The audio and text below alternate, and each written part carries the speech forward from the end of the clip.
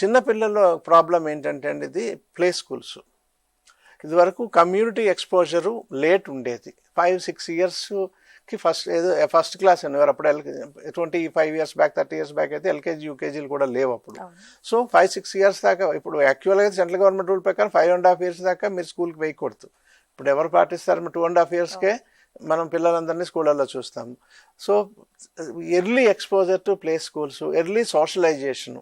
ఇదివరకు ఏంటంటే చిన్నపిల్లలు ఉన్నప్పుడు మ్యారేజ్కి వెళ్ళడం కానీ, లేకపోతే మూవీస్కి వెళ్ళడం కానీ, లేదంటే ఇట్లాంటివి తగ్గింది. ఇప్పుడు malls, shopping, movies, functions, travel అన్నీ వాళ్ళ ఏజ్తో సంబంధం లేకుండా జరుగుతున్నాయి. సో వాళ్ళ ఎక్స్పోజర్ ఎర్లీగా జరుగుతుంది. Second thing, first child second child difference ఉంటుంది.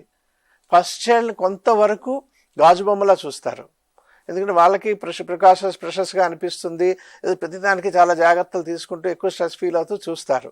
సెకండ్ చైల్డ్ వచ్చినప్పుడు వీళ్ళు మళ్ళీ ఒక 3-4 ఏళ్ళు ఏజ్ పెరుగుంటారు. ఆల్రెడీ వీడితో ఈ ఫస్ట్ చైల్డ్తో కొంత స్ట్రెస్ తీసుకుని ఉంటారు. రెస్పాన్సిబిలిటీలు పెరిగిపోతాయి. పెరిగేటప్పటికి ఏంటంటే కొంత జాగ్రత్తలు తగ్గుతాయి. అది కాకుండా ఈ ఫస్ట్ చైల్డ్ స్కూల్కి వెళ్ళడం మొదలు పెడతాడు చాలా సందర్భాల్లో. 3-4 ఏళ్ళు వస్తే సెకండ్ చైల్డ్ ఒక 6 నెలల ఏడాది వచ్చేటప్పటికి వాడు ప్లే గ్రూప్కి వెళ్తుంటాడు. వాడు ఆ ప్లే గ్రూప్ నుంచి ఇన్ఫెక్షన్ తీసుకొస్తుంటాడు. ఏదైతే ఫస్ట్ చైల్డ్ 2.5-3 yearsకి ఆర్ 4 years కానీ ఎఫెక్ట్ కావట్లేదు, అదే second child 6 months to 1 year లోపే ఎఫెక్ట్ అవుతున్నాడు. వాడికి నెక్స్ట్ మన పేరెంట్స్ ఆఫీస్కి వెళ్తాం. మోస్ట్ ఆఫ్ ది టైమ్స్ ఇప్పుడు ఇదివరకు ఆఫీస్లో ఓపెన్ స్పేసెస్ ఉండేవి, క్రాస్ వెంటిలేషన్ ఉండేవి. ఇప్పుడు ఆఫీసెస్ అన్ని క్లోజ్డ్ స్పేసెస్. క్లోజ్ స్పేస్లో ఏముంటుంది, ఇన్ఫెక్షన్స్ అక్కడే క్రాస్ సర్క్యులేట్ అవుతుంటాయి ఒకరి నుంచి ఒకరికి.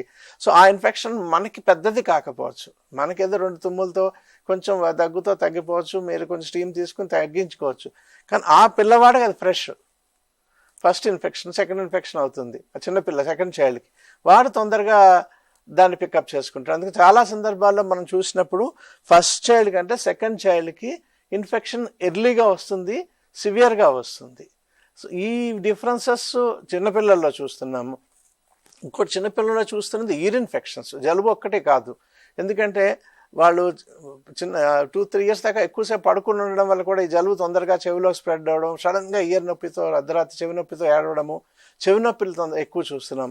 అలాగే ఈ మనకు సోకాల్ బ్రాంకైటిస్ అనండి, ఆస్తమా అనండి, ఇవి కూడా ఇన్ఫెక్షన్స్ లోయర్ ఎయిర్వే స్ప్రెడ్ అవ్వడం వల్ల అవి కూడా ఎక్కువ జరుగుతుంది. ఇది ఒక 10-15 years బ్యాక్ ఈ ప్యాటర్న్ అంత లేదు. పిల్లలు ఎఫెక్ట్ అవ్వడం అంత లేదు, కొంచెం మామూలుగా ఉండేది. చాలా వరకు ఏదో లోకల్ పీడియాట్రిషియన్ లెవెల్లో బేసిక్ ట్రీట్మెంట్లో తగ్గిపోయేవి. ఇప్పుడు అప్స్కేల్ అవుతున్నాయి అవి. అంటే ఒక స్పెషలిస్ట్ దాకా, పీడియాట్రిషియన్ నుంచి స్పెషలిస్ట్ దాకా వస్తాయి. ఇప్పుడు నా దగ్గరికి ఏంటి దగ్గర రావాలంటే 10 మందిలో 6-7 మంది పీడియాట్రిషియన్ కలిసే వస్తారు. డైరెక్ట్గా స్పెషలిస్ట్ దగ్గరికి చిన్నపిల్లలు అయితే చాలా మంది తీసుకురారు, కొద్దిమంది తప్పించి. సో ఆల్రెడీ అప్స్కేల్ అవుతున్నారంటే అర్థం ఏంటంటే సివియర్ అవుతున్నాం, అంటే వాళ్ళు అక్కడ చూపించుకొని కొంచెం తగ్గలేదని చెప్పి నెక్స్ట్ లెవెల్కి వస్తారు. అంటే వాళ్ళు ఇంకా భయం, అంటే తగ్గకపోవడం వాళ్ళు కూడా టైం ఇవ్వాలి. వాళ్ళు ఒక 2 రోజులు చూసి తగ్గలేదని చెప్పి నెక్స్ట్ స్పెషలిస్ట్ దగ్గర పరిగెట్టడం మొదలు పెడతారు. ఇవన్నీ ఒక 5-10 years నుంచి ఎక్కువ చూస్తున్నాము.